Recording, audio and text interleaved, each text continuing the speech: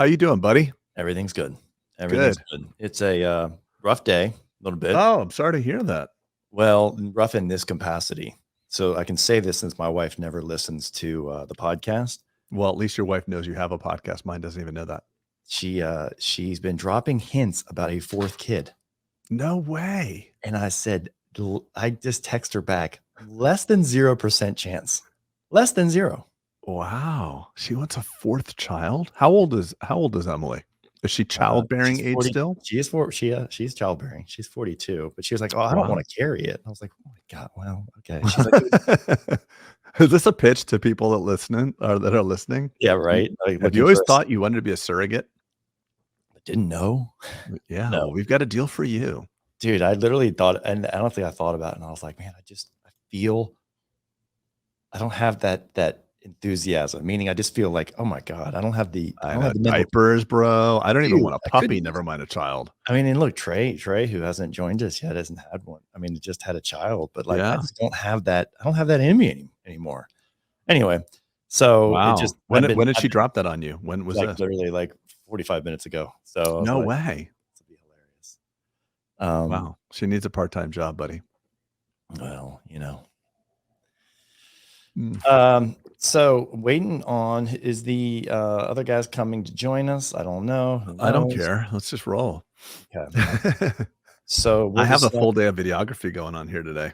You do. Yeah. We did that. We did some of that yesterday as well. That was that's cool. Nate's in town with Nate's here. Yeah, Nate's with me. Cool, yeah. cool. He wants to go out like on the beach like later today and like ask people random dental questions. I'm like, okay, I'll do it. Yeah. That would be like, for instance, give me an example of that. Like, so like he has on his phone like a bunch of smiles of celebrities, and he's going to go around like kind of Gonzo style, like going up to people like, hey, do you know who this is? Or who's, 50 Cent and Lizzo and freaking Sarah Jessica Parker, like all these Clint Eastwood, everybody, and just say, do you know who the Smile is? How recognizable people are for smiles. Yeah.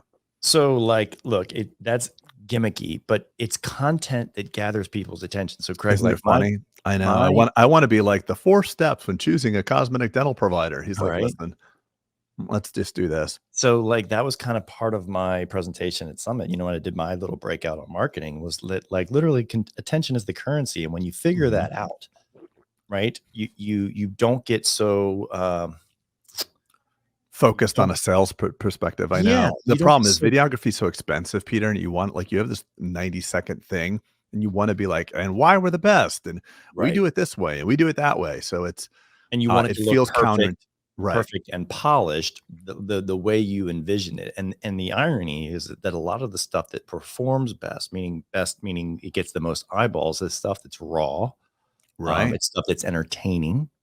I mean, look at Constantine, the guy who was dancing. Richard Constantine. Yeah, he had nothing about dentistry except he looks good, and he was like doing a dance, and he wound up on Ellen. Right. I mean, his business boomed from that. It had nothing to do with that. So you're right. If attention is the market, who can get the attention? But it does feel counterintuitive to me. Having these videographers, I really want to highlight the benefits of the practice and why we're different. And part of me, and see if you felt this way, Craig, I kind of felt like that stuff was beneath me. Oh yeah. Okay. Well, it feels like trickery. I'm not going to do this TikTok dancing and all this stuff. I have a doctorate. It's serious business, and dentistry is a serious business, right? So like, it's that catch-22. It's like, do you want attention or do you want to be serious and not busy? Well, it's also just being you, and every dentist that I'm thinking about in my head right now has a very different feeling and vibe. And there's really heavy hitter cosmetic dentists in big cities, and they're not doing TikTok. So it's like, it depends. There's a flavor for everyone, but I agree with you. A well-crafted message is not as important as something that people want to see. So the most important thing is, do people want to see it? And I mean, one thing that we've all learned from social media is that a well done cat, like swiping at his owner or her owner, is more can spread faster than a perfect message, a sales pitch. It's for sure. I think we're sold to so much too, Peter. we're sold to more than ever before. So we just tune that crap out. The other thing is, I'm going to add Trey in here. The other thing is, Trey, how nice of you to join us. Trey, we're rolling live, so don't say anything crass. Yeah. Got it. All right. Well, then just don't be you, Trey, by the way. That's what that's fair. That's fair. The other thing I was going to say, Craig, on this is that, you know, I have hired videographers in the past when I was trying to kind of do things. And it was really, I thought really I could just check the box by like, I hired a professional film crew and they're just going to get it done. What I didn't learn is that the secret sauce isn't so much in who can push the record button and who has good equipment and who has good lighting. It's the choreography of that. Meaning, are they good at extracting information? Are they making someone feel good? Do they have ideas like they just gave you? Like that's what you're paying for. That's what you're paying for. But Craig, I used to just literally hire film crews in my town, and I was like, God, this is such a dude. Have you seen my videos I used to run on TV? They had like scripting everything down like a fucking motion picture, and everybody said the same thing. And they were real patients, by the way. They said, "Holy smokes, you got the best actors." It pissed me off. That was when I was spending $35,000 a month. That's when Randy was crushing you and made you go home in the mirror and say, hey, Craig, I want you to go home and say, look yourself in the mirror. And just Craig Spodak and paying $35,000 a month on. But that is get tables at local restaurants. By the way, fine. If you're listening to this and you want to dip your toes into the video, either you need to be involved with it, and the iPhone is a perfect way to do it. And we teach you kind of how to, we talk about this at Summit a lot. Or if you do choose someone that's got some dental experience doing it, because you will leave frustrated if you just hire a random film crew, in my opinion, because dentistry is the more professional, the more frustrated I think you'll probably be. Trey, have you dipped your toes into video? Yeah. He has you have a great video, your Tippit dental story where you're all at the ranch, all wearing like cowboy plaid or whatever. That was cool. Cowboy plaid, cowboy denim. It's pretty sweet. Yeah. We've done a lot of video. It was a great thing to do. Good. All right. Well, today I have some, as the moderator de facto, I have some content. Are you the world's greatest moderator, Peter? I am not. That is Jason Calacanis. Can you be the world's greatest dental moderator? Would you throw yourself at number 2? I would not. Who is a better dental moderator than you, bud? Well, I don't know of any other pods that actually have moderation. Okay, so then you're the number 1. You're the best ever. Okay. Right? I mean, I'm liking what you're trying. So you're laying down, buddy. Keep on. So the fact that there's no other dental moderator has nothing to do with you being the world's greatest dental monitor. Okay. So I win by default, essentially. Can you just try that out? Just try it out. Still a W. That's still a W. It's still a W. Trey says take the win and move on down the road, son. Yeah. All right. Well, as the world's greatest dental moderator. Go ahead. Try it out. Let's see if you get swagger. Say it. As the world's, go for it. We'll edit all this out, make it sound perfect. No. I don't care. We don't do that, Craig. I'm fucking with you, man. Do not do editing. We don't do editing. We don't take advertisement.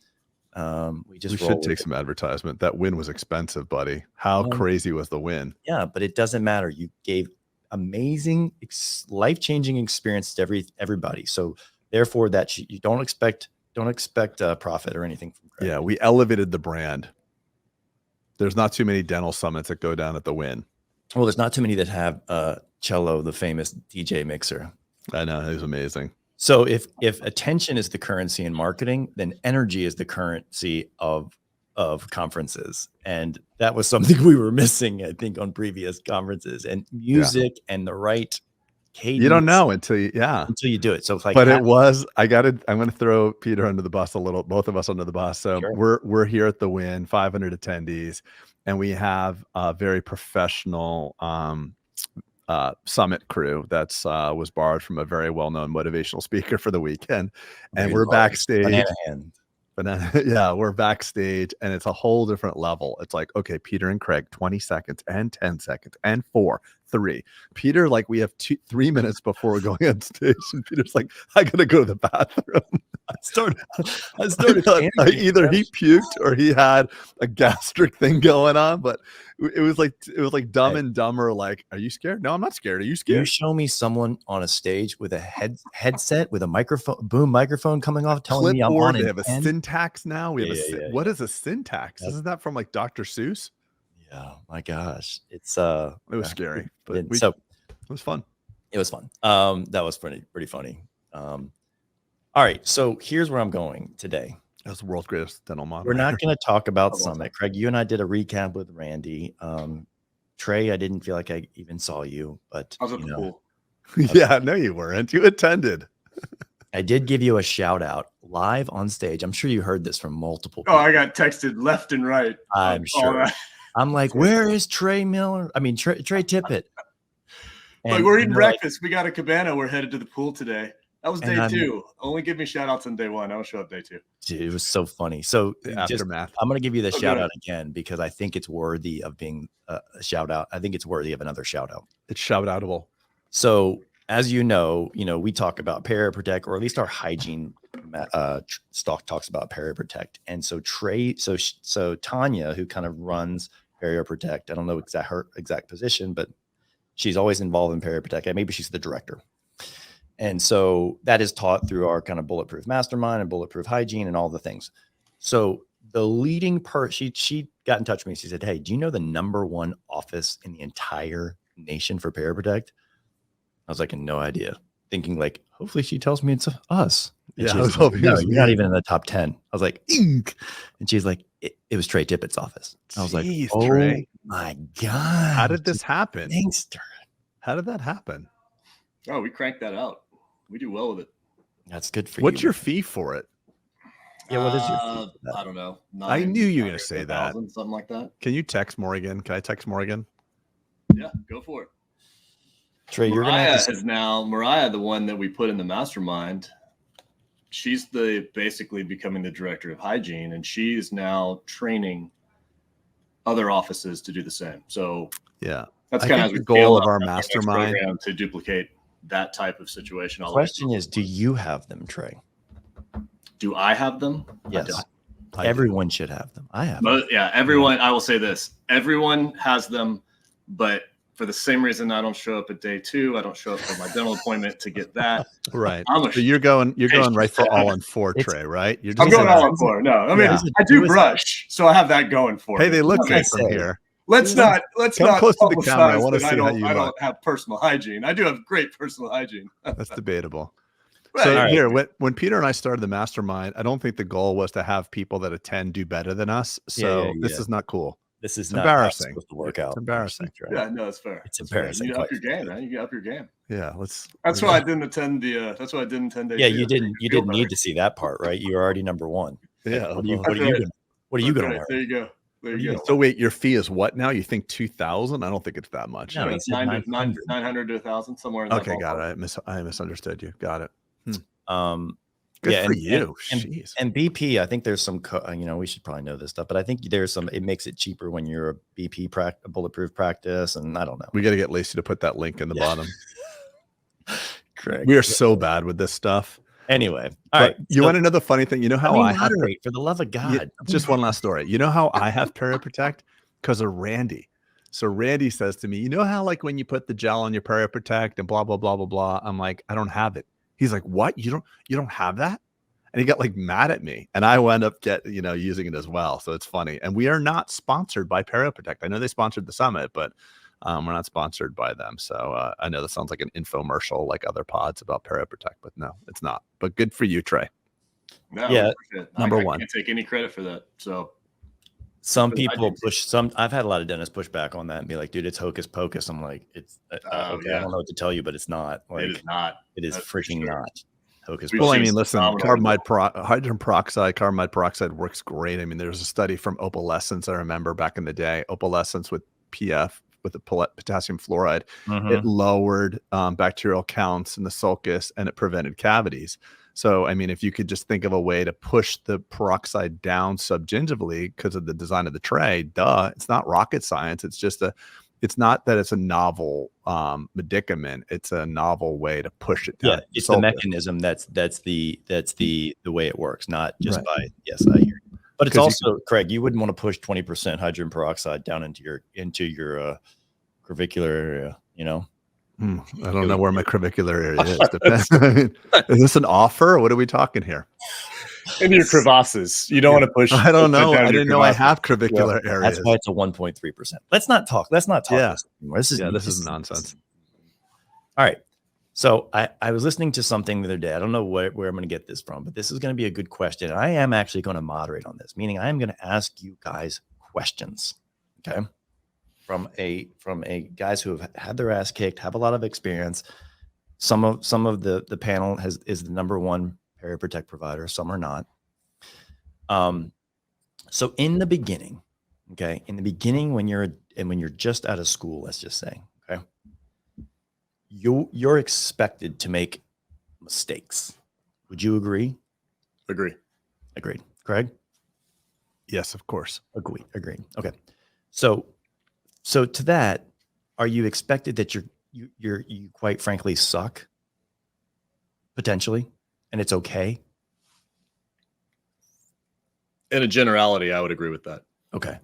So would you also agree that if you're 5 years into your career and you still stuck or suck, meaning you're still kind of stagnant, you haven't really advanced past your basic skill set, would you agree that that's probably on you? Could you be more specific? Like, no, like because I don't want to talk about. I'm not talking clinically. Okay. But I'm not talking clinically. I'm also not talking leadership. So it's all the things, right? Because there's growth in 100 different ways. But what you see is a lot of people becoming stagnant, right? Like they're almost exhausted from the journey. And then there's stagnation that happens of like, oh, if I finally got my doctorate, right? Finally got my dental degree. And then they kind of roll into maybe they get plugged into, whether it's a DSO or someone else's office, and they kind of just do that for a while without expanding things that they could expand, whether it's leadership, whether it's learning marketing, whether it's learning more clinical skills, whether it's, fill in the blank. I agree with that 100%. Okay. So I'm going to ask you guys questions as someone who feels stuck. I'm going to be the person who feels stuck with a couple questions. And I've got 5 questions here that I want to ask you for solutions. Okay. So again, remember that it doesn't have to be a young dental student. Let's just assume it's anybody. So Trey, I'm having a confidential conversation with you. What do I do? I'm a dentist now. What do I do if I hate coming to work? So I know you need some more context, probably with the office. I've had that exact conversation. Okay. I mean, that's not abnormal, very common, and coming from a position of mine, more than just really just experience, more so in time than anything else. Okay. The first thing I do is talk about burnout. So it's identifying the fact that you're burned out. Now let's identify why we're burned out.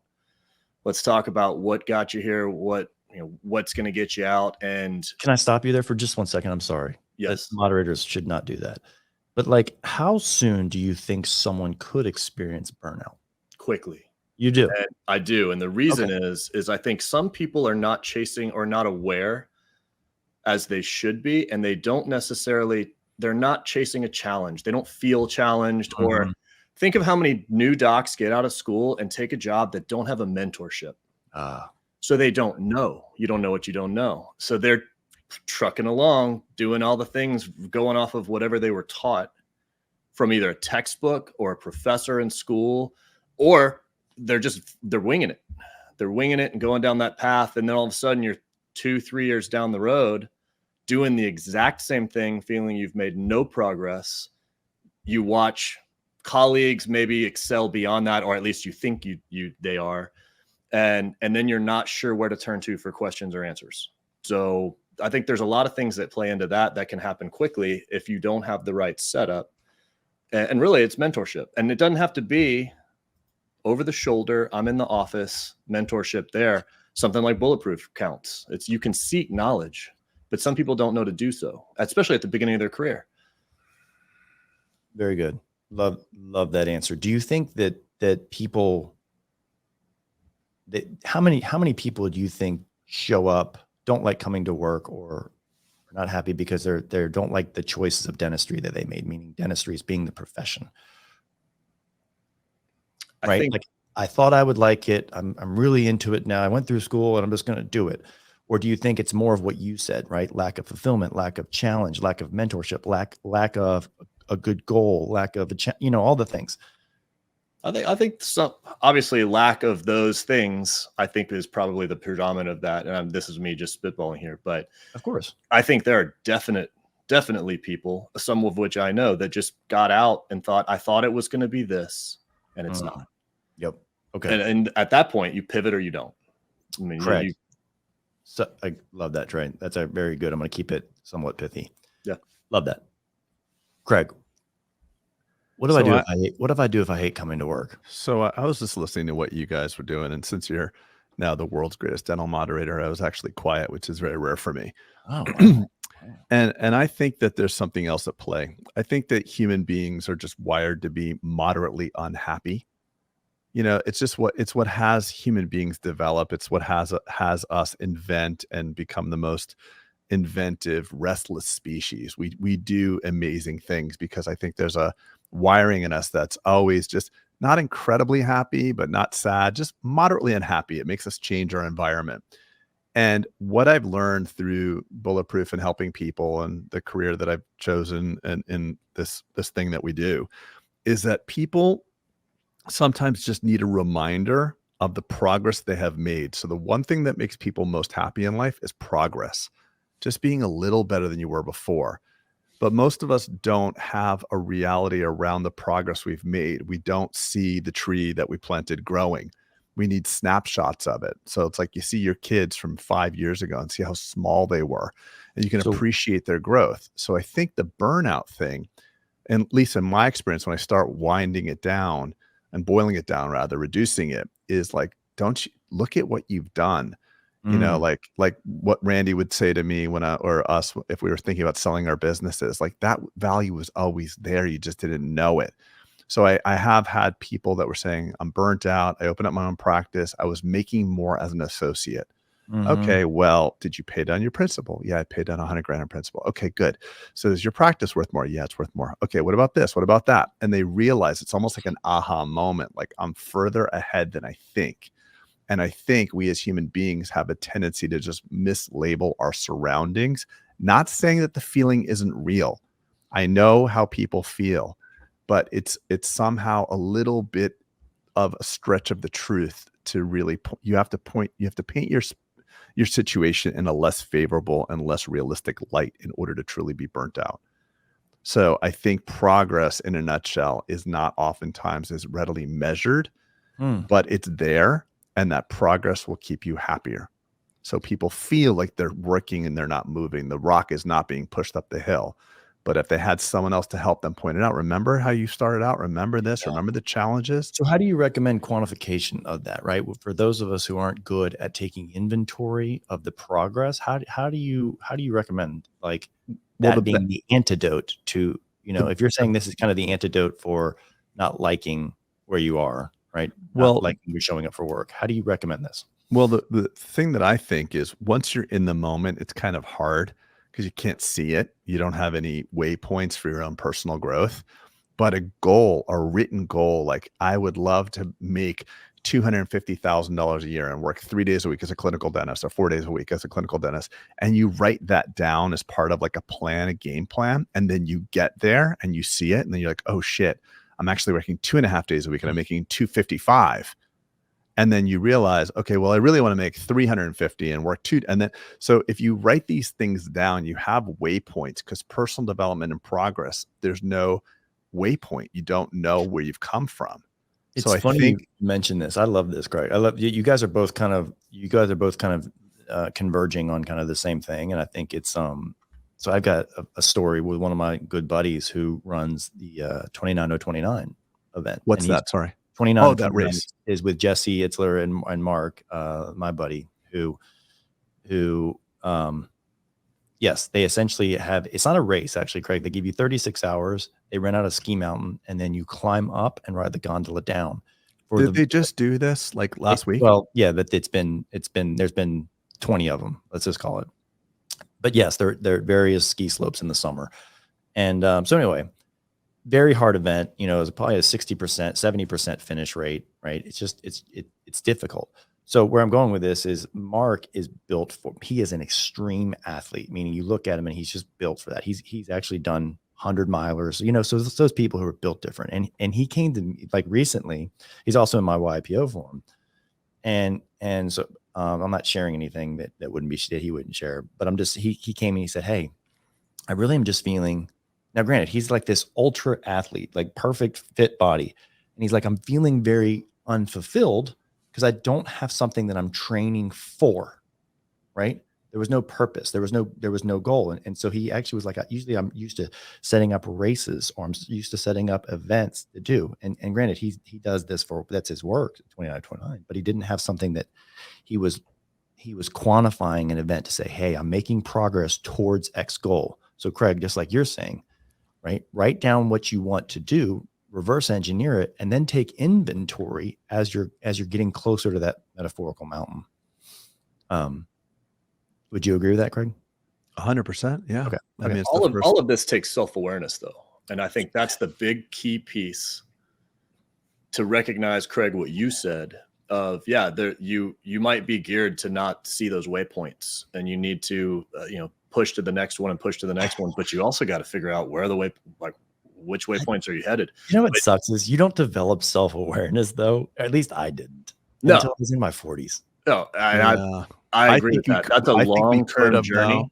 I actually feel counter to what you're saying. I think we could have, had we been a part of, this sounds so egoic, I hate saying it, but like, had we been a part of our mastermind, like ours, and had the hard questions asked of us, like Peter, like if you would have been this 28-year-old, Peter Boulden, and you would have been in the mastermind, like, what do you really want to create? Well, I'm going to be the best cosmetic dentist ever. I'm going to get FAGD, whatever, all these certifications. I'm going to get ACD and be like their head honcho there. And then it would have whittled down to like, hey, if I could tell you that you'd open more practices and not be able to practice, would you be okay with that? And you would have said, well, could I make more money? It's a very good point. And this goes to the, like at your office. And you know what you would have said, by the way, you would have said, wait, no, I don't really love doing the dentistry. I would like to build 100 offices. I'm like, okay, I do love practice. No, I know. But like you would be ready to exchange it. Totally. I know you would have at 28. So here's where I love what you're just saying is that in your office, and you guys correct me if I'm wrong, on the come up, especially when you're growing, you need to be looked at as the person who has it all figured out, right? You have the answers. And Craig, don't jump in and say, well, like, yeah, but you shouldn't have to do that. I'm just saying, in our faults, we kind of like, okay, I need to look perfect. I need to look like I'm a good leader. I need to look like I'm a badass clinician. I need to have it all figured out because I am the captain of this ship, leading all these people, leading my team essentially. And then you go home and you pretty much have to do the exact same thing, right? Be the strong man or woman in the household. Have it look like you had it all figured out. You are buttoned up. And so guess where do you ever get to share your vulnerability? And so Craig, like you're saying, finding a group where people are rooting for you with authentic, just, authentically rooting for you, I should say, is good. Where you can be vulnerable, whether or not you're in like, an EO forum or a Bulletproof forum or a study club where you actually can't. Well, study clubs are tough because you can't really share your vulnerabilities with dentists who live in your town, right? Heaven forbid. They might use that against you. Too close. But you're having FMR done by Dr. Tippit. He's going through a rough time right now. You know that, right? He's going through a rough time. The old dental firing squad being the circle, right? Oh yeah, we should trash each other. All right, so moving on. Second question. My team has so much drama and it's making me miserable.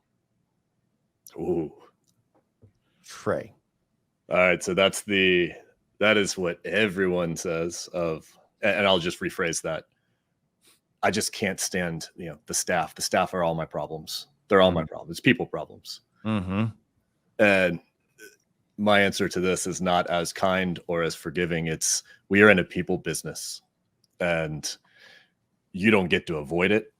You don't get to run from it. You can't hide from it. You're in the middle of it. You have to dive in, and you have to address those issues. And, you know, and building a team, being part of a team, the inspiration of you as an individual, those are things that that's how you build your practice.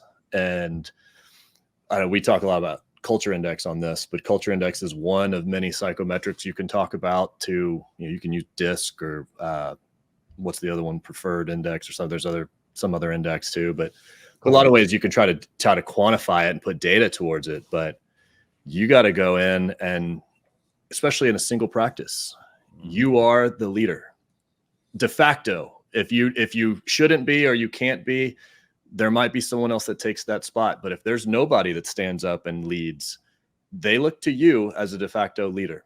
So, okay. And that goes for the associate in a practice Trey, too. That's the fine. Doctor. But like, how do you, I understand that you're the de facto, but that didn't help. Like, I came to you as my battle cries. Hey, Trey, my team has drama. It's making me miserable. How do I stop this? And you're just saying, suck it up, right? Lean in. I mean, yeah. Unless rough words. Yes. I'm gonna like Craig's answer better, because I kind of heard it when you were on your pool day, by the way, because someone kind of asked this in the audience, and Craig gave the, hey, grab this. Craig, go ahead. Yeah, so what happens is, human beings are messy, and you put enough of them together and they do really bad things to each other. And there's no difference in your dental office. And human beings also have a need to, we're kind of like, we're like violent apes. We want to war with each other. And when someone is upset, the easy thing to do is to get people to support their conflict. So, hey, Dr. Tippit, you know what Stephanie did? Stephanie, blah, blah, blah, blah, blah. You go talk to Stephanie, and Stephanie's like, well, it's actually Becky, because Becky did blah, blah, blah, blah, blah. And now you are the conduit for this office drama. You have, just by listening to it. So when it's gossip, really, when someone doesn't want to go directly to the person that's involved in a constructive manner, it's gossip. The only reason is they want to make themselves feel better by telling you, just like the way your daughter and your son slap each other and then both run to you like, he hit me first. No, she hit me first. Yes. So we have to recognize that by listening, by just lending an ear, you're not being supportive. You're actually being destructive. Because if you went to Peter right now, Trey, and said, you know, Craig's being a total blah, blah, blah, and blah, blah, blah, and then you both come to me, I feel super ganged up on and attacked. So the first step in limiting the drama is to set some ground rules. And like in our office, one of our core values is open, honest, and constructive criticism, you know, or dialogue. No, not criticism. I'm sorry. Open, honest, and supportive communication. So as part of that, we always take our upsets to the party that's directly involved. And I think just in any relationship, all three of us are married. A lot of our listeners are married or in long-term committed relationships. The most difficult thing in our relationships is communication. And those types of things need constant practice. So what we do in our organization is, when Stephanie complains to Becky, if you're listening to that, you're going to take Stephanie directly to Becky and say, hey, let's work this out. And it's typically not that big of a deal to work it out. The problem is that Stephanie went to Dr. Tippit and ratted me out. And now you're trying to sway Dr. Tippit and the whole office against me. And it elicits this primal war thing that we love to do. We're doing it all over the world right now. I mean, if there's wars all over the world, there'll be wars in your dental office. It's just part of the thing that human beings are messy creatures. I've seen people on ski slopes. Stop being the conduit information between two people that are conflicting. That is extremely destructive. I know you're not a gossiper, doctor, that's listening to this. I know you don't gossip, but when you listen to gossip means you're talking about another person while they are not there. You are giving oxygen and creating more of a problem. So you have to stop.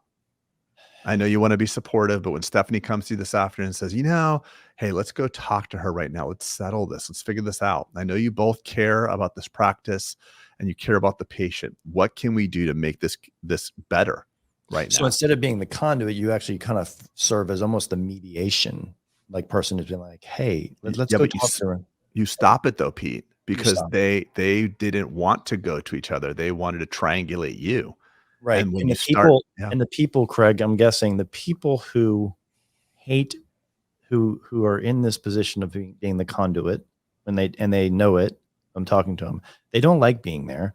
And this is a way to not only A, stop the trauma, but A, stop putting them in the situation. Because guess what? Sally and Karen, who have issue with each other, they both know that if they gripe to you, the conduit, all you're going to do is grab them and take them to the other person. So potentially this starts solving or training the culture in your office to be autonomously solving problems, right? Open and yeah, honest it's communication. all in the way we respond to our teams. We're training them. Do you hear So this a lot, guys, on with practices about drama? Trey, you do a lot. I heard a lot. yeah, it's constant. And by the way, this doesn't remedy it in and of itself. You still have to actively work on Guess it. But what? I don't think this is unique to dentistry either, by the way. no, of course not. No, No, not it's at unique all. to human beings.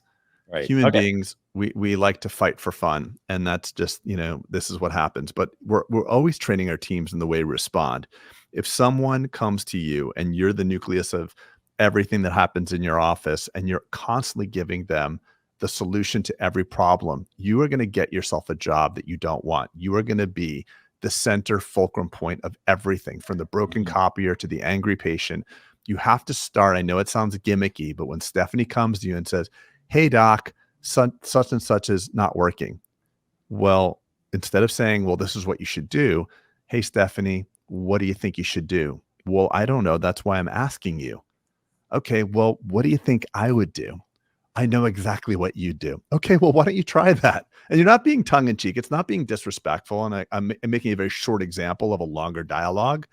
But we can either, and I listen to friends that are on the phone all the time with their, I have a friend of mine that's a GC, and I'm listening to the conversations he has with his subcontractors, and how he's playing this game of operator, of like angry plumber, and they call us the angry electrician. I'm like, why are you in the middle? Why don't you get them to talk together?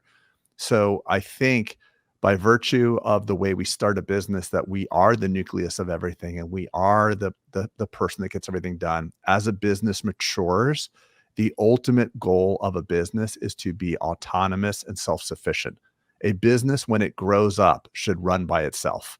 So it's your duty as the leader, owner of the business, to think of a way to replace yourself in every possible way.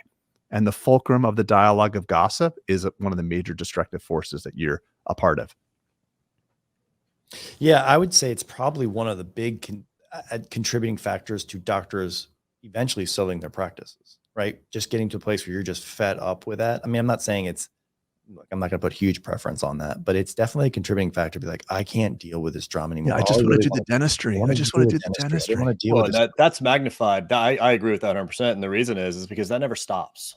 Yeah. That's not a destination. You never arrive at the point where everyone's perfect and everyone's gotten there, because then you have a change in team or a flood. Else. Everybody's working towards the perfection, but no one ever reaches it. So you're right. And that goes back to lean in. You got to lean into this.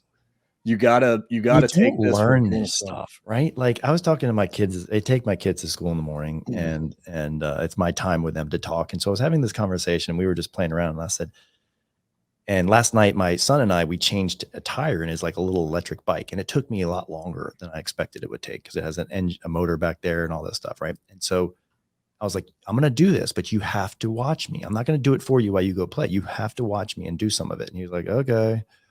And so we were talking about that on the way to school this morning. And I was saying, Hamzy, I was talking to my oldest daughter, and I was like, the stuff you're learning at school is great. And we were saying how like math and science are probably the things that are really important to learn, because like reading is good, but like it just helps you comprehend stuff. So I was like, I want you guys to really be good at math and science. I'm getting to my point. Bear with me.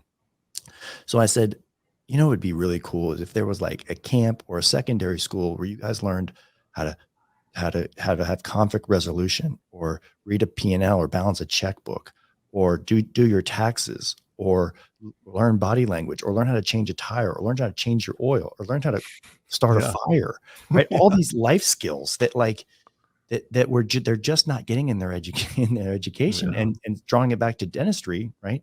No one gave us this. I never had conflict resolution class in dental school, right? No, they don't teach it. Never had body language course. I never had human psychology. And it was You just never like, here's had a how you prep. fulfillment course. You never had a course on how to be fulfilled. And I told you this at Summit, but like I'm interviewing these really fancy private schools in the area. And I asked the same thing, like, what do you do for mental wellness? To which the answer has been twice now, 2 different schools. We have a psychiatrist on staff. So I'm not talking about like breakdown and crisis management. I'm talking, are you teaching the students about fulfillment and contribution and mental wellness, things that make you happy as a human being? So the only thing they have is the pathology of it. So if you're having a crisis, yes, we have something to support you, but we're not preventatively teaching this. Just like there's no preventative health.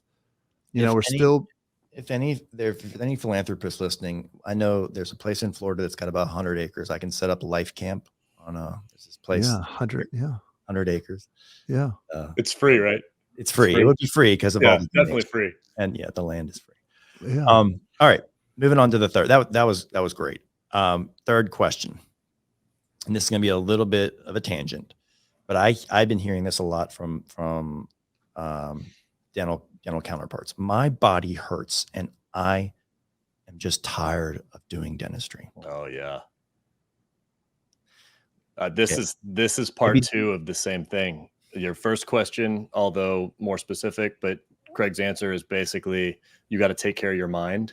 Mm-hmm. This part is you got to take care of your body. They work in tandem. So have you guys ever been through points where your body ached doing dentistry? Sure. Yeah. You both have. Once in my career. Once. that rough IPR? No, I had a lot of pain. I had a neck injury. That was terrible. Herniated neck injury. All right. So it was interesting, Craig, that I think this draw, who was Uche's, he brought his. Grace. Yeah, Grace. Right. And she was there, at Summit when we were kind of like after hours, and she was like, she's a massage therapist, but she's very specialized in her therapy. And she was showing like how dentists have these, pronation of the hips and these psoas and all these things. And because we're in these repetitive positions, right? And you just think, look, when you're 26 and you get out of dental school, like I just felt very bulletproof already. And from a body perspective, right? I could go out, I could ride a bike 100 mile or whatever, and I could go do a full day at work. I was never sore, but eventually that repetition and your inflammation of aging catches up with you. And you forget that needs to be augmented into your curriculum. Like it needs to be time dedicated to that, whether it's flexibility or chiropractor or doing sit-ups, because we all know like the ab thing, right? From a dentistry perspective is so big. So I'm going to ask a question again. I want you guys to say like, here's the things that I would do if your body was hurting. I guess it depends on where your body's hurting, but hey guys, my body hurts doing dentistry. What do you recommend? I think the 2 things, which I think is a recommendation across not just this, but the 2 things I would move directly to is mobility and strength. Okay. Good. And if you don't know where to start with it, go get a trainer. Okay. Yeah. So I think like obviously to fix a problem, you have to have leverage over the problem. You have to, the effect of not fixing it has to be greater pain than fixing it. And we all know physical fitness and health are things that are very difficult for most people. Some people say, Craig, sorry to interrupt you, but some people say like at a certain point, like, oh, it's just the way it is. Right. And at what point is that the way it is? Meaning, is it your 50s? Is it your 60s? Is it your 70s? Well, I have people that say, I'm 35 now and it's just really hard to keep the weight off. And I'm like, look, I'm like 52. Like, so yes, it is the dialogue at your circle. If you are the most fit person in your circle, you're probably going to get less fit over time. If you're the least fit in your circle, then you're going to get more fit over time. I mean, I was in Spain when I, for a week on the boat, on a week boat trip. And my best friend's wife, my best friend, Michael, his wife, Ileana, like literally laid into me. Did I tell you this? Yeah, you did. Like, you did. Yeah. She's like, Craig, you look at you. She like started zooming on pictures because it was in a boat and I was shirtless. And she's like, look at how you looked 5 years ago. And I mean, it was loving, but it was very harsh. And I was 207 when I got back from Spain. I'm 193 now. I've never in my life lost 14 pounds. Trey, you just lost a shit ton of weight, right? Yep. So it's like, the dialogue of like, oh, well, you're 40, oh, you're 50, or you're 60, you should be like this. It's a fixed mindset, and you have to be able to identify, with pain points that are going to be enough leverage to make you change it. For me, it's my children. I want to stay active. I also care about the way I feel and look. And I wore a continuous glucose monitor and got some scary stuff at the Cleveland Clinic when I went, and it's a wake up call. But, health is very easy to take for granted.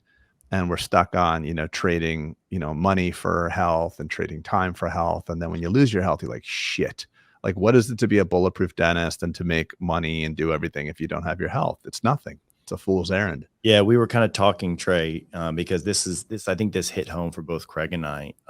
We were talking to Uche after we actually had dinner with him and Grace after just spontaneously. They were sitting near us and we just invited them over. And so we're talking about how it's the one thing that really should be added into the bulletproof pathway. And almost like, how fulfillment, Trey, when you get all the way down, it's like, do all this stuff, all marketing, culture, all, recapture, and then KPIs, and then assess where you are in the fulfillment as a human. Wellness. Yeah. Yeah. And then we thought that it should be one tangent near that is like, how are you doing with wellness? Right. And that includes physical, that includes mental. And so it was like, are you being intentional as you are doing intentional as your marketing, as intentional as your CE?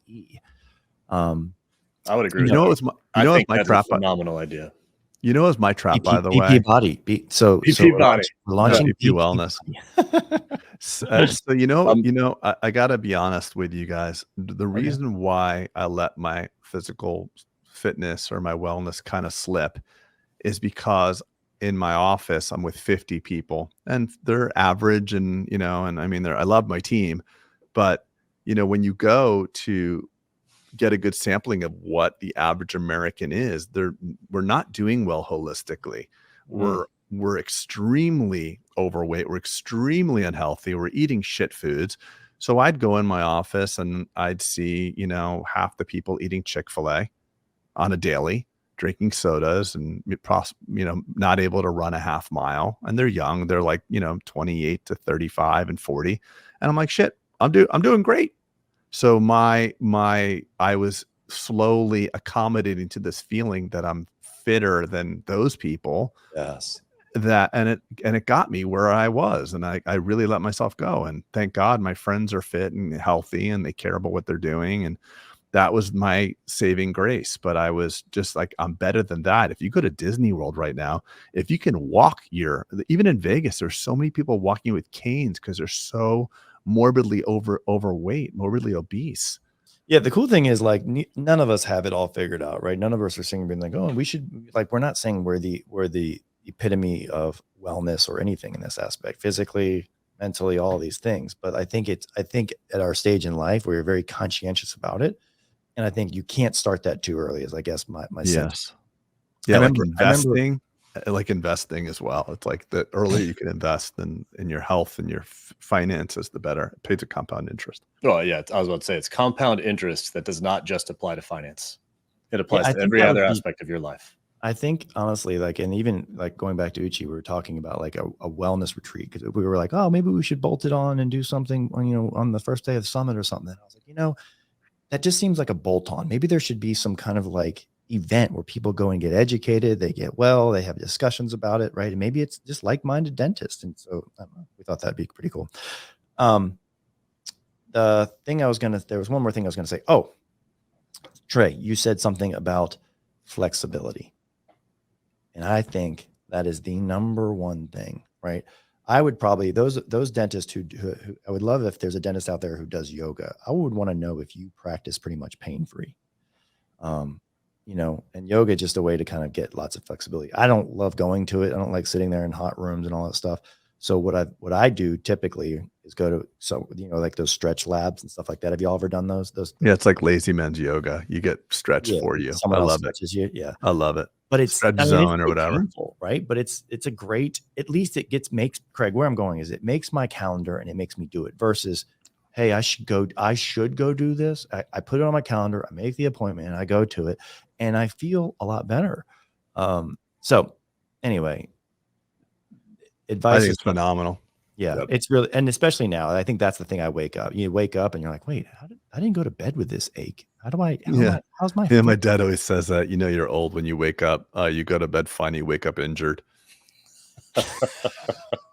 Yeah, my But I dad's think full of, I like, think those flexibility is the one-liners. antidote. And you look at guys like Uchi. I asked Uchi, how old are you? And he's like, I'm not telling you. I was like, Yeah, he won't tell us, yeah. so he's like, I maybe know, like, just 30 mention years ago, he buddy. was 60, so Shut up. I'm kidding with you. Oh, I'm joking. man, he looks phenomenal. All Yeah, he right. does. But he's also So been a competitive bodybuilder his whole life. I I think forgot about pay that. attention to your friends, I think, is one of the things that I'd like to, if, you know, if you just make sure that your friends are fit too. Get into Okay. circles where people are fit. So drop your fat friends. Yeah, just tell them Drop your your fat fat poor friends. friends. Yeah. Yeah. Hey, you're out. You're or out. challenge them in a way like kind of Trey, how you and I taunt each other with our ruck packs, right? Our 50-pound ruck packs. You know, like maybe make a challenge where it's not dropping them, but it's like, hey, I need to do this. You need to do this. Yeah. So on our group accountability. chat, guys, on our fearsome foursome, post every day a picture of your physical activity. It'll just by virtue of doing that, it'll Pearson's law. yeah. Yeah, that's exactly right. Yeah.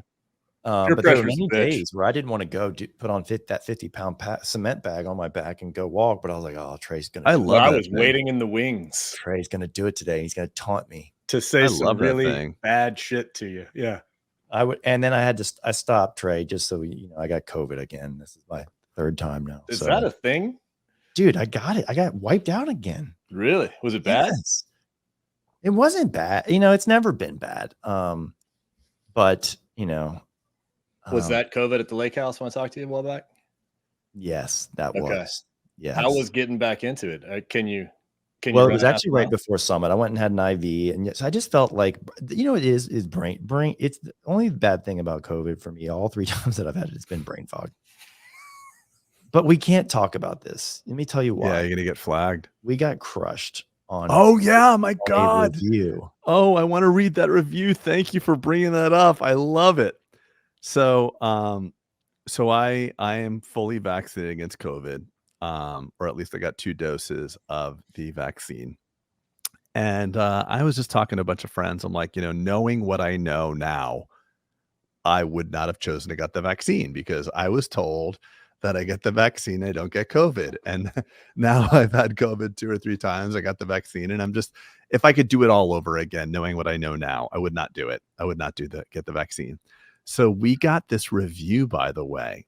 And do you have it up, Peter? Can you read it? I don't. Oh my God, it's so damn good. It's not a review. That's actually yes, it's a review. Yeah. So check this out. I don't know if you know this, but we are now anti-vaxxers.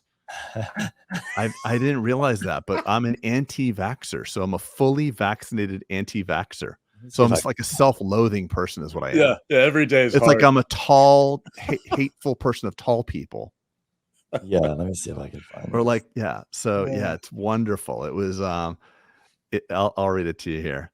Okay, I got it here. Okay, exactly. Bulletproof podcast and anti-vax nonsense. If you want anti-vax pro RFK nonsense, this is the podcast for you.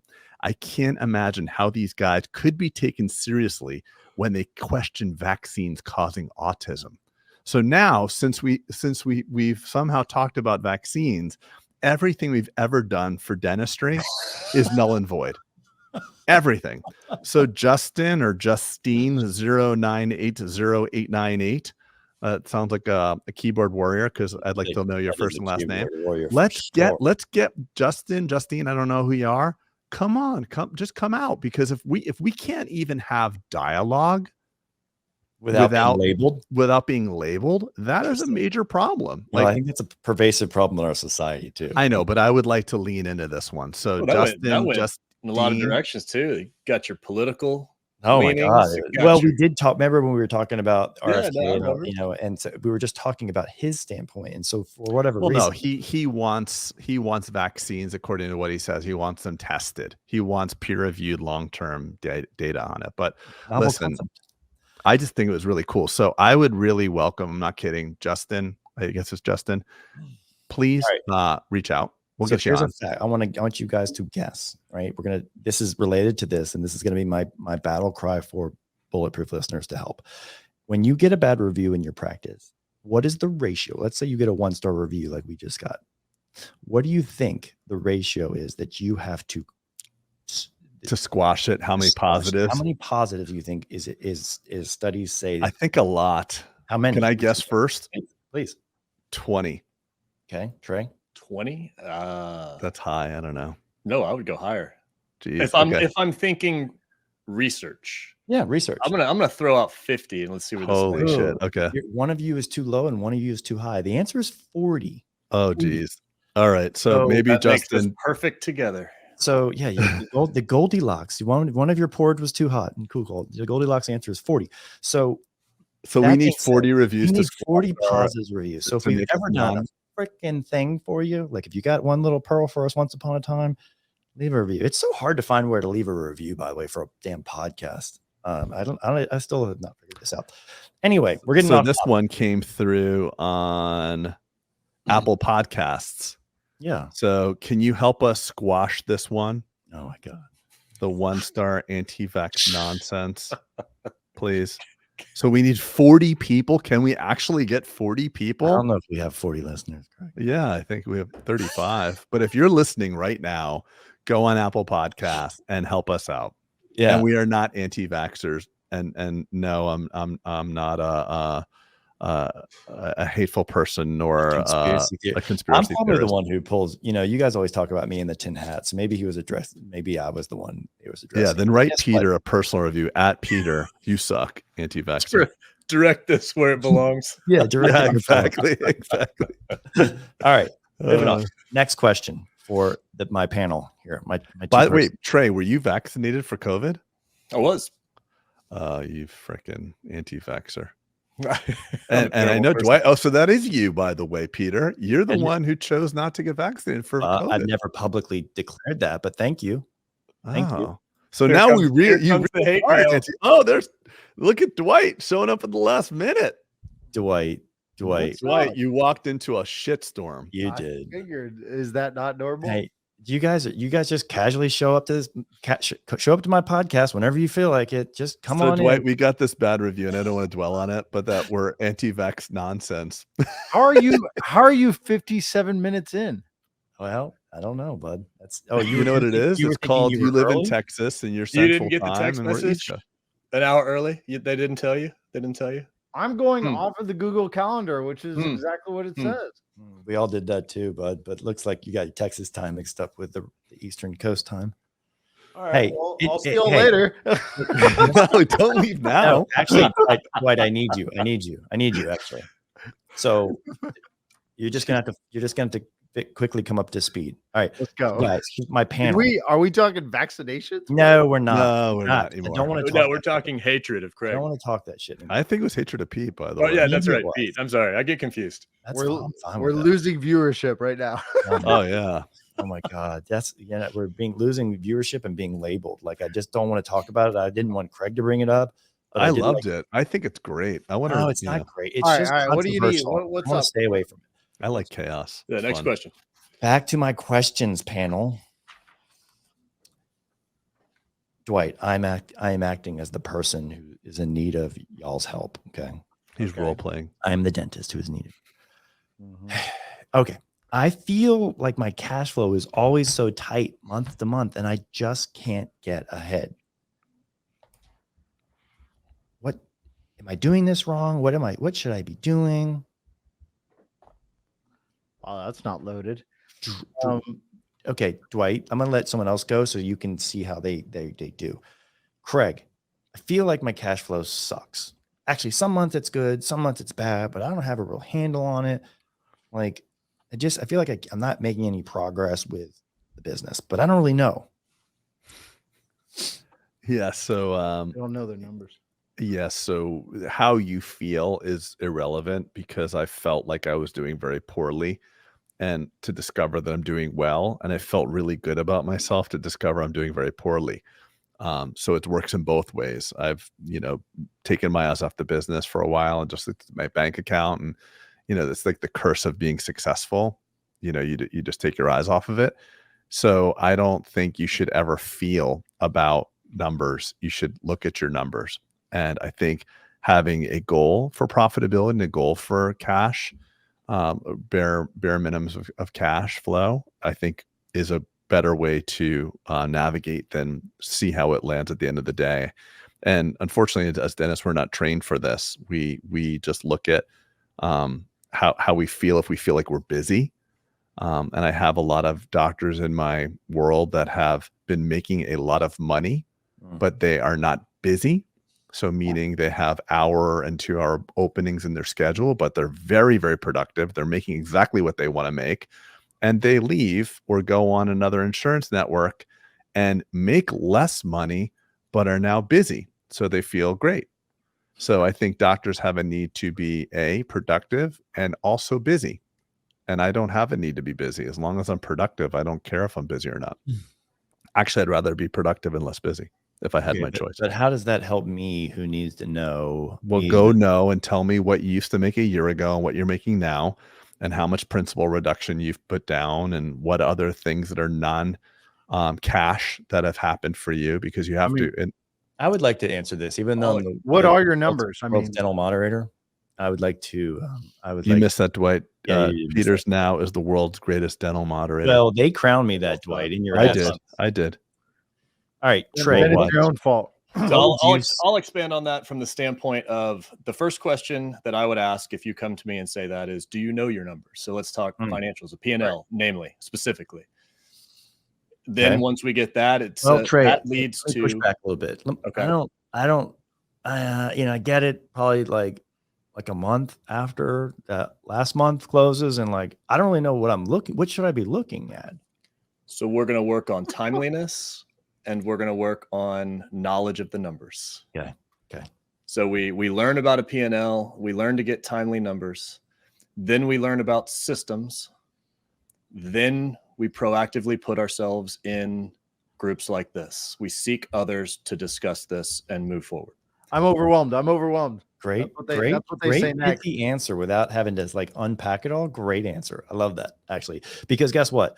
A lot of that, what you just said, you can YouTube things and, hey, how do I read a P&L? How do I do this? What should I be? I mean, there's lots of the education is out there. Dwight, same question to you. The question is, I feel cash flow is so tight month to month, up and down. I can't get ahead. I don't feel like I'm getting ahead. What would you recommend? Would it be Trey's answer kind of thing? Or do you have something that is maybe eye-opening for us? Often I think it's funny you say this, because we're all working from experience. We hear this all the time. Yeah. And it's where the business is them and it's not a business on its own. So they're still treating it as how much is in my bank account and how much am I spending versus not. And that's how they're relating to their dental world. And I think that the greatest thing is to then say, well, can we separate you from the business and figure out that whole process, and then lead into what Trey is talking about? Because yes, they need to know their numbers, but they also need to understand that the business is not them. And once they start creating that separation, which we see early on in masterminds, or we see early on when people start talking to us about it, they start to realize that it has to live apart from them. And I think that's where I would start going towards making sure that they get educated on the why. Does that help? I love that. And some of us have a weird relationship with money and cash flow and things like this, right, Greg? And I think it dictates how your mood. I think it dictates your month. I think it can dictate, look at the people who are highly invested in the stock market, right? Their day is a good day. Well, yeah, the S&P's up. Yeah, I hear that. So one thing I would recommend that I did implement, and I'm not saying I have the answers to add anything of value that more than what you guys have already said. I do think that when you have fluctuations like that, right? You feel rich, you feel poor, you feel, I don't know, I can't get a hold of things. But regardless, make it a system to put some type down into a different bucket, meaning do not leave it in your operating account. It's that book. What's the book called? Profit First. Profit First. Yeah. And so pay yourself first. Well, it's not even maybe it is pay yourself first, but dislocate it from the operating account, because otherwise it just stays and gets spent and things happen, is what I've noticed. So as someone who's done this for now, 10 plus years, it doesn't have to be 20%. It doesn't have to be anything that's going to cause undue harm, but make it intentional the first of the month that X amount of percent of revenue goes into a certain bucket and now it's gone. And when you don't see it, somehow you function a little bit differently, right? You figure out, you problem solve different, you get more proactive with your supply. It just helps you. And then before you know it, you look back at the year and you're like, wow, I've got, a large chunk of money sitting in this other account, which then insulates you from the days of highs and lows, because you have this protection built in, this little security blanket, if you will, right? This bucket to weather the storm, or the bucket to keep adding to. And then maybe when you get to a healthy point, you're like, hey, I really, really don't feel like I'm getting ahead. And maybe you're not getting ahead because you're not making alternate investments, right? Meaning now you have a bucket of funds that you've aggregated over the years through your discipline. And maybe you I love where you're going. Maybe you can buy this real estate. Maybe you can deploy it toward, maybe you can get some leverage, some safe leverage on that, and really start making plateaued strides in your career, as opposed to just like, this is what I'm making, this is what I'm making. Make leverage strides. But it's never going to happen by peaks and valley months. Like, oh, I had a great month, I'm going to deploy and buy a building, right? Or I had a bad month. Oh shit. It's never going to happen that way. And this is just my experience. I love that, Pete. I want to just add on, I think like the function of your, because what we all have is a SMB, a small, medium-sized business. The function of a small business, like a dental practice, is to put out predictable cash flow. And then from that cash flow, you want to diversify it. You want to invest it so that you're not forced with this dilemma of taking this business and having to sell it. Then a lot of people are just in constant growth mode, and they don't live good lives because they're always strapped, they're always leveraged, they're always redeploying. And then they get to a certain point where they're maybe our age, 50, in their 50, late 40s or early 50s, and like, shit, I have to live my life. I must sell this thing now to get the cash out of it so that I can live my life. So optimize it safely so that it produces predictable cash flow, and then invest that. Because I think what winds up happening for most of us dentists own our own practices because someone told us that was a good idea to do. And now we own businesses that are not really businesses at all. They're just jobs that we get to control the color of the walls and who gets fired and hired, but they're not really businesses, because God forbid you break your wrist, your business goes out pretty freaking quick. If you're the sole operator in your business and you're out for 10 weeks, 5 months, 6 months, can your business survive? You have to let people go. So I think it's like, if you've decided to open your own practice and you have a business, but you're the sole producer, I think you have an obligation to at least backfill in another set of providers so that it can be subsistent on its own. Yeah. And I want to add to some of that, please, if I can. Please. One of the biggest things that I would say on top of all this, and the reason that I think, and y'all will all resonate with this because we hear it so often during the first 2 months, and especially the first getaway for the mastermind, there are sometimes you'll ask somebody and they'll say, I'm down on myself because of what my business is doing. And these are new practices or a few years in, or they've been practicing for a long time, but they're down on themselves. And you start looking at their numbers, and it's purely a comparison culture that they're stuck in. And we're looking at them like, you're making what? And they're like, well, I don't have a 9 location, blah, blah, blah, blah, blah, or a 13,000 square foot. And they go down that road. And I think sometimes when they're down on themselves, it's only at a comparison. But if you actually pay attention to these practices, these people are killing it and enjoying the fruits of this industry and not realizing it, but they're seeing someone's Facebook page and they're not realizing the amount of debt they're in. They're like, but I'm not driving a Lambo. And I'm like, you don't need to drive a Lambo. That's not it. So this is why we start with the me, start the, who we are at the beginning of the mastermind. And then we get in there. And how many times have you heard, well, I need to open a second practice? And we're like, why? And why? And why? Well, I need to get to the point where I'm making all this. And then they get to the point where like, I don't know. And then we hear about how much they're making now. And I'm like, trust me, if you add a second practice, your total income will likely go down for the next 3 years. For a while. Fair bit of them.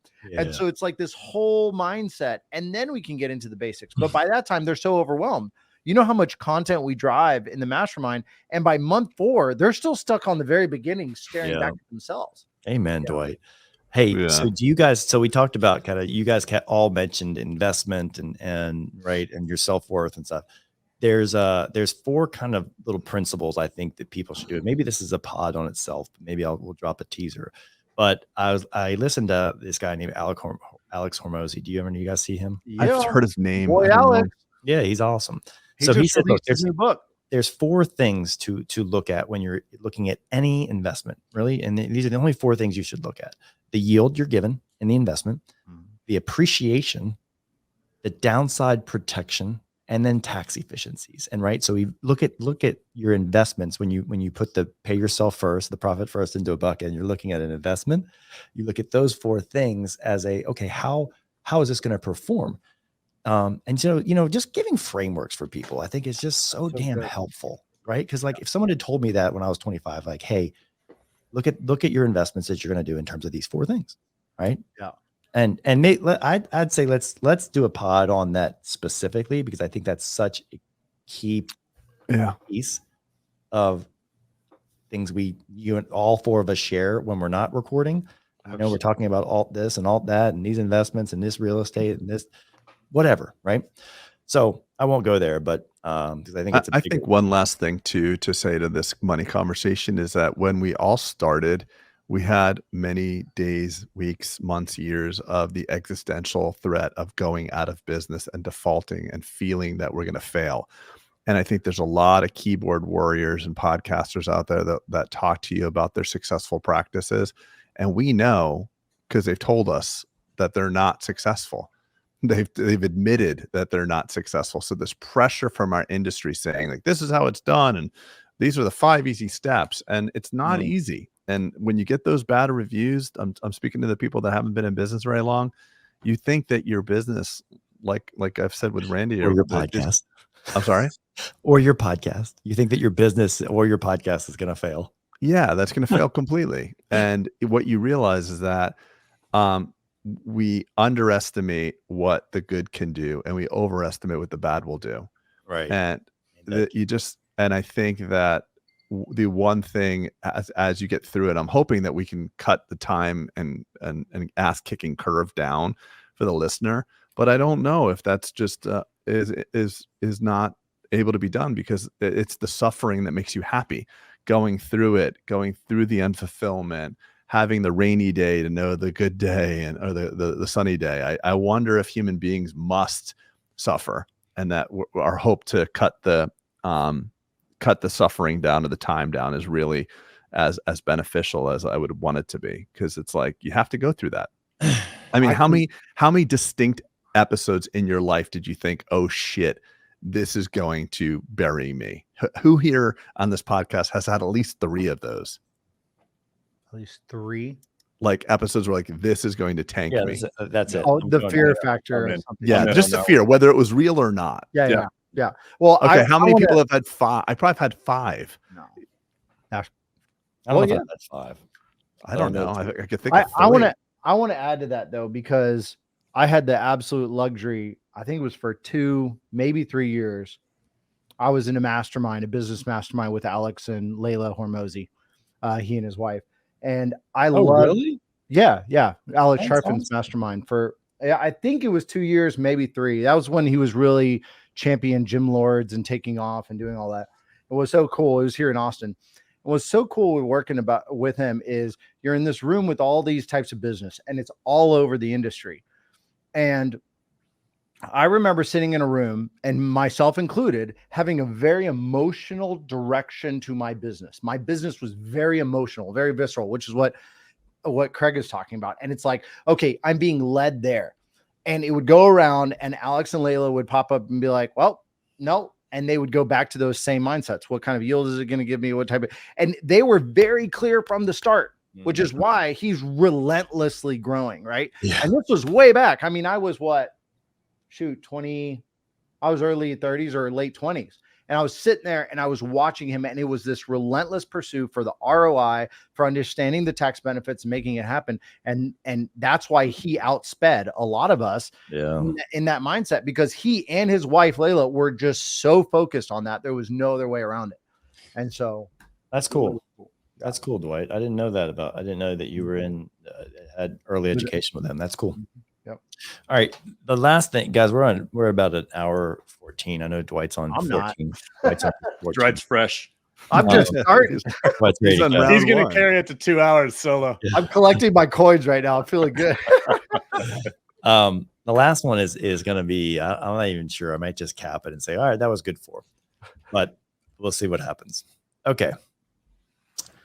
Guys or guy, marketing is just so daunting. I don't even know where to start. It just seems like way too much. You know, I have a practice. I've never really done much, but I don't have time.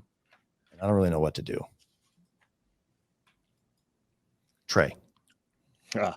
So most people are going to go to external marketing, of which I do not do very well. So I focus on the branding and the patient experience. That's where I would say what y'all have talked about many times, which I agree with 100%.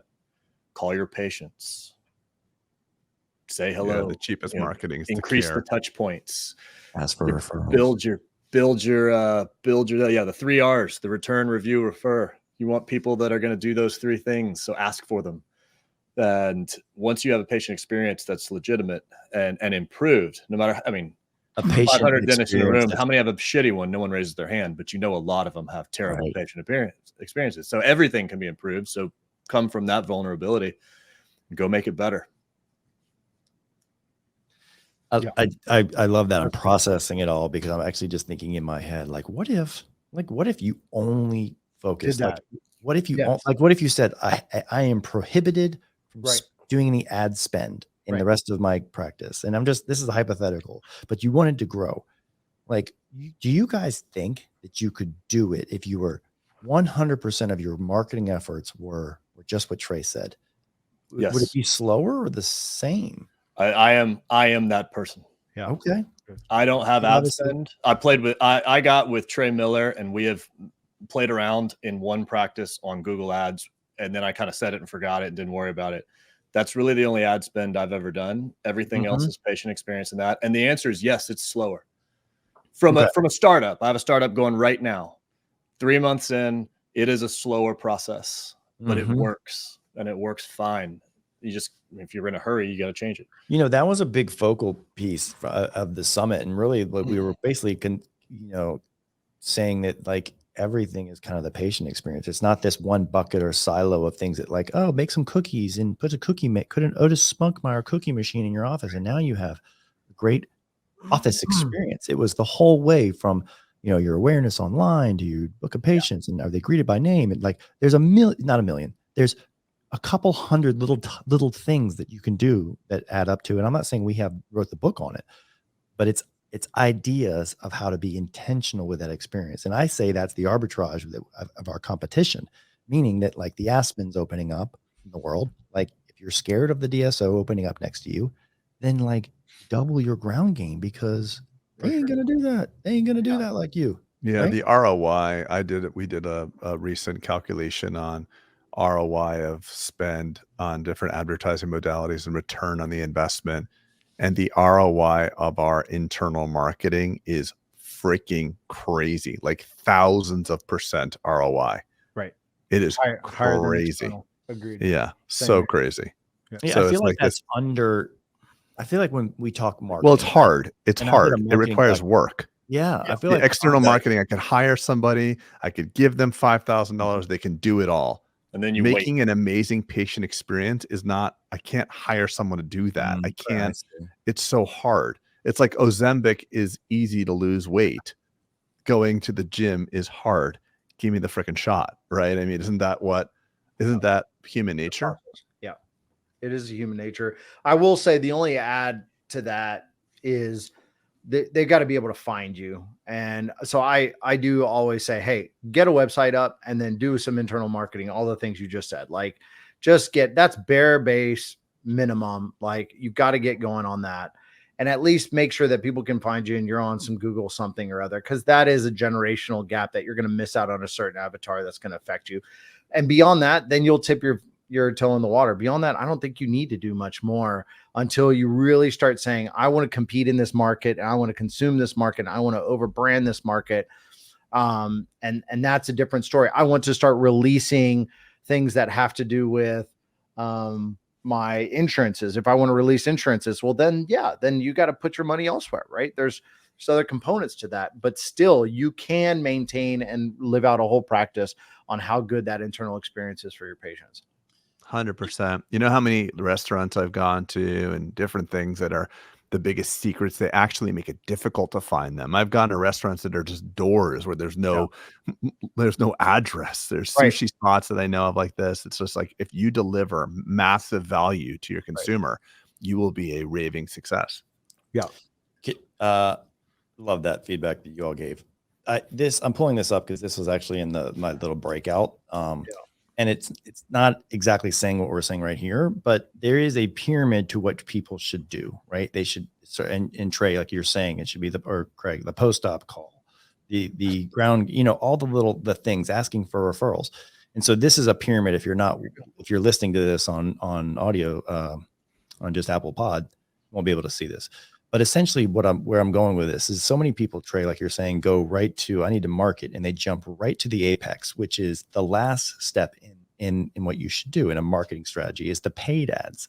Well, right? Think about this though, Peter. Did you just get mad that I interrupted you? Not at all. Okay, because you made a face. I got very insecure. It's my L of 1. Anyway, think about this though, Peter.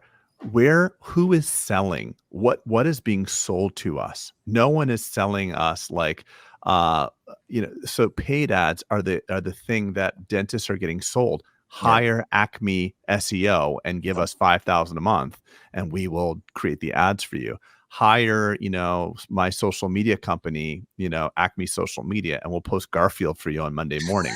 Hire Acme SEO, and we'll do this shit. Where is the, help us care about our patients and deliver more care service? Who does that? I know we do that at Bulletproof, but who does that? So it's show me the money and I'll show you the result. Yep. Compensation drives the outcome. So there's a lot of marketing dollars of SEO and what that are able to be harvested. I know dental advertising companies that are generating implant leads for doctors, and it's $1,000 per lead. Holy shit. Yeah, they are acting as the liaison between, and then being like, hey, we got a good referral, right? But it is crazy that everyone goes to the apex as a marketing need. I'm going back to the question, right? Like, marketing is so daunting. Where do I start? And like you said, Trey, you started this whole thing off with, they go right to the apex of that diagram, which is the easy button of, I guess I'll spend a couple $1,000s a month on paid ads, right? And really have no strategy around that, meaning, I'll just do Google ads, which is like ultra expensive. You talk about $50 clicks and such, right? Like, that's going to wear you out very quickly, especially if you don't have strategy around it. Or even worse, like some of our friends in Mastermind, where it's like, I need more advertising. Okay, if I call your office to get a new patient exam, when can you see me? Not for 6 months. So now you're paying to get your phone to ring, only to piss those people off. Yeah. Like, accepting new patients, you call, hello, when can I see you? March of 2024. Fuck you. It's crazy. But I most often hear some, in particular, new young doctors that are opening their practice, and they hear the one-off of, this guy danced on a video camera, posted to social media, and his practice took off, right? Which is great and wonderful, but that's the outlier. Let's build a foundation. If you're going to invest in yourself, invest in your business, invest in anything. What is the irony that came up twice without Dwight? And he sold, by the way. We all talked about that example, actually. Oh, really? Richard Constantine example, and you weren't even here, and then you brought it up a second time. Oh, we're all on a connected a connected neurospinal connection there. So I see. We have if we were women, we would all be menstruating together. Right? Negative review coming in. Here it comes. Well done. Here it comes. Misogynists. You've been canceled. You've been canceled. Anti-vaxxer misogynist. That's Peter at Peter Boulden. How is that misogynist? Like, I don't know. I just listen. If it's anti-vaxxer saying that we talked about something, then that's definitely misogynist. Let me tell you something. I love women. Oh God, here we go. Here we go. We need to edit that out.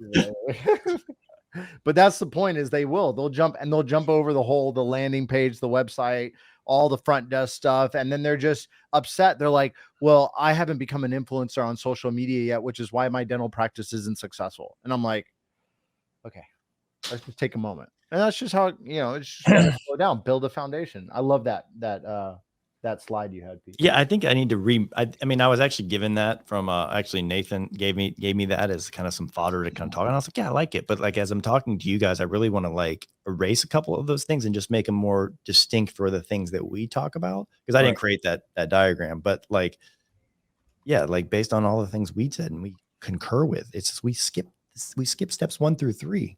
Go to 4 and be like, wait, it's not working. For sure. Like, yeah, it's because you're driving $50 leads to a shitty website that has not even a picture on you, or it's a terrible experience on your website. How do you think the experience is going to be in your office? Like, or they focus on the recent fad, right? Well, I'm definitely doing my Google local services ads. And I'm like, oh, okay, all right, hold on, like. You went from level 0 to 3, right? Like, yeah, but they went to some CE and they told them this is what I need to do. I need my verification green check. Well, I might have been the one who said that in the CE you're talking to, but whatever. I'll take fault. But there's a foundation to it all. All right, so we are now at 86 minutes, and Dwight's just getting ramped up. I'm getting exhausted, and so love you guys, but we're gonna wrap. Understood. Well, next time I'll be on the different calendar.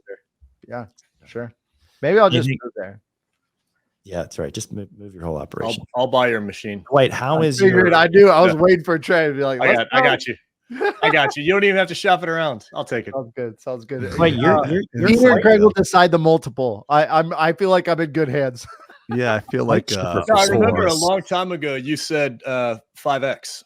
So yeah, you did, Dwight. Yeah, I'm in. Dwight's a 5. I'm in for a 5. I'll even leave you some so we can be partners. That's for minority shareholdership. Absolutely. You're gonna dilute Dwight from 16% down to 2%. But I'll have some agreements in there like Pete does. There'll be some giant. Yeah, right, Pete. You're lucky to be here. I have 2% and all the control. And the MX points. Get behind me. All right. Let's leave them alone. Let's have some. We're spiraling. I've already been in the punching bag today. Yeah. Hey guys, well, appreciate you being here. Yeah. And that was fun, Pete. I love you as the world's greatest dental moderator. Yeah, fantastic job. Thank you, guys. You have hard to be quiet. Dwight. I didn't see enough. I didn't see enough to know. You didn't have no. He's the world's greatest. Hands down. Dental. Hands down. All right, guys. We'll see you. We'll see everyone next time. Hey, drop us a review. We need 40 to get rid of that one bad one. Dwight, I'll text you the bad one. I want to. Yeah, bad one. All right, guys. We'll see y'all. See you guys. See you guys.